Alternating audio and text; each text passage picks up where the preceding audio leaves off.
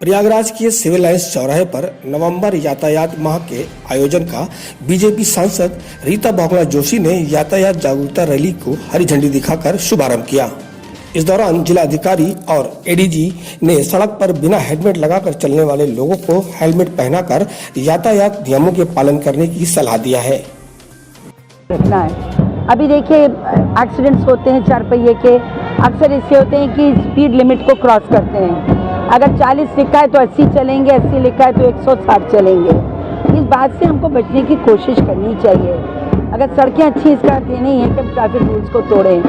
Signages को देखें, जो ट्रैफिक लाइट्स हैं उनको फॉलो करें। अगर चार पहिया में है तो बेल्ट पहने, जो कि अनिवार्य हो गया है अब। और अगर टू व्हीलर पे तो हेलमेट बहुत अनिवार्य है।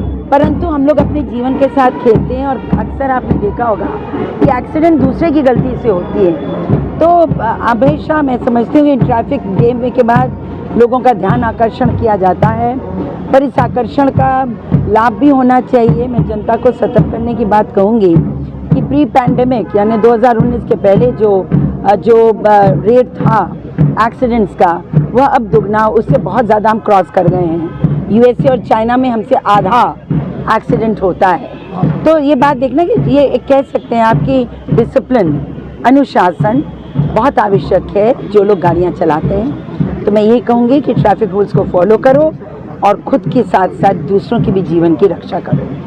यातायात सुरक्षा के लिए जो 10 स्वर्णिम सिद्धांत है, जिसमें सबसे ज़्यादा इम्पोर्टेंट है कि हेलमेट पहने और उसके साथ ही सीट बेल्ट लगाएं।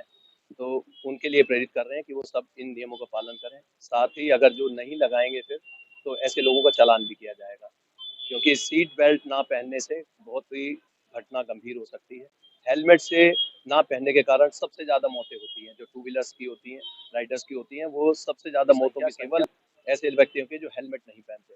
दूसरे नंबर पर सीट बेल्ट नहीं लगाते, जो हाई स्पीड पर चलते हैं, एक्सप्रेस हाईवेज पर चलते हैं, तो उनसे सबसे अनुरोध है कि इन नियमों का पालन करें, अन्यथा उनको चालान भी भरना पड़ सकता है। क्योंकि ई चालान की प्रक्रिया आपको पता भी नहीं चलेगा, आपके पास सीधा मैसेज आएगा कि आपका चालान कर दिया गया है। सभी के लिए जागरूकता कार्यक्रम चलाए जा रहे हैं और जहां आवश्यकता पड़ेगी हम निःशुल्क संस्थाओं से उनको हेलमेट भी दिलवाएंगे। प्रयागराज में डेंगू के बढ़ते मरीजों को लेकर समाजवादी पार्टी के नेताओं और कार्यकर्ताओं ने नगर निगम दफ्तर पहुंचकर नगर आयुक्त कार्यालय का घेराव किया। नाराज सफाइयों ने चेतावनी देते हुए मांग किया है कि 2 दिनों के अंदर वार्डों में साफ सफाई, फॉगिंग की व्यवस्था नहीं कराई जाती है तो इसके बाद सपा कार्यकर्ता सड़कों पर उतरकर उग्र आंदोलन करने पर बाध्य होंगे। नगर निगम इलाहाबाद प्रशासन, जो नगर आयुक्त महोदय जो सो रहे हैं, इनको जगाने के लिए आज हम लोग यहाँ पर आए हुए हैं, क्योंकि इलाहाबाद में डेंगू के मच्छर के प्रकोप से त्राही त्राही मची हुई है।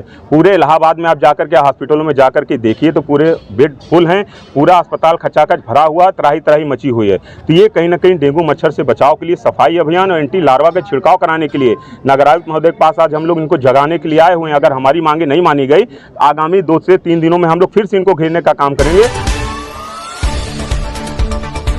संगम नगरी प्रयागराज में संगठित अपराध करने वाले अपराधियों और माफियाओं के खिलाफ गैंगस्टर एक्ट के तहत कार्रवाई कर उनके अवैध जमीनों को कुर्क किया जाएगा। इस मामले में एसएसपी शैलेश कुमार ने क्या कहा, आइए आपको सुनवाते हैं। देखिए, सरकार शासन के निर्देशानुसार, पुलिस मुख्यालय के निर्देशानुसार लगातार जो गैंगस्टर हैं और माफिया हैं, इन पे सतत जो कार्रवाई चल रही है, उसी के तहत धारा 14 एक गैंगस्टर एक्ट के तहत कई कार्रवाइयाँ विगत दिनों में जनपद में हुई हैं। पिछले 4 महीनों में लगभग 200 करोड़ से ऊपर की संपत्ति जनपद प्रयागराज और बाहर जो इन अपराधियों ने बना रखी थी, उसको कुर्क किया गया है। इसी अभियान को आगे बढ़ाते हुए अभी कई गैंगस्टर्स की संपत्तियां और चिन्हित की गई हैं। निकट भविष्य में उनके भी कुर्कीकरण की कार्रवाई सुनिश्चित कराई जाएगी और साथ ही साथ जो भी इस तरह के अपराध में सम्मिलित अपराधी हैं, उनके विरुद्ध गैंगस्टर एक्ट के तहत अभियोग पंजीकरण, उनकी गिरफ्तारी तथा उनके द्वारा अपराध से अर्जित संपत्ति को हम लोग लगातार कुर्क करते रहेंगे।